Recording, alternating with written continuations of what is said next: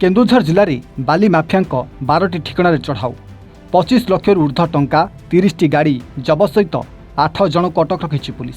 आनंदपुर एवं घटगाँ अंचल में बाली माफिया घरे स्वतंत्र टीम चढ़ाऊ कर केन्दुझर जिला एसपी निर्देश क्रमे एका बेले 12 जन घरे चली रेड।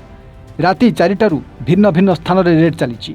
नंदीपदा थाना शालनिया अंचल जोगेन्द्र बेहरा, पंचानन खंटेई, हाटडीहर संतोष नायक, पंच रतिकांत राउत आदि व्यक्ति घरे रेड चली।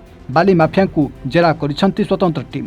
सेमानक घरु 25 लाख टंका 30टी गाड़ी जबत कर ए घटना 8 जन को अटक रखा पुलिस सूचना देछि। आज भोरु केउझर पुलिस तरफ 12 गोटी स्थान रे आमे बाली माफिया एगेंस्ट रेड करिछे। यही जो 12 गोटी स्थान अच्छी आम 6 गोटी स्थान घसीपुरा रे, 4 गोटी स्थान नंदीपदा, गोटे स्थान आनंदपुर एवं गोटे स्थान घटगाँ रे आमे पुलिस टीम विभिन्न स्थान रे सब रेड करिछि। एवं जो रेड करिछि एजावत आमे पाखापाखि 25 लाख ऊर्ध्व टंका आमे सीज करिछे। ता सहित 30 रु ऊर्ध्व गाड़ी, विभिन्न जाली डॉक्यूमेंट्स, विभिन्न पासबुक, विभिन्न बैंक डॉक्यूमेंट्स ए मध्य सीज करा जाइछि।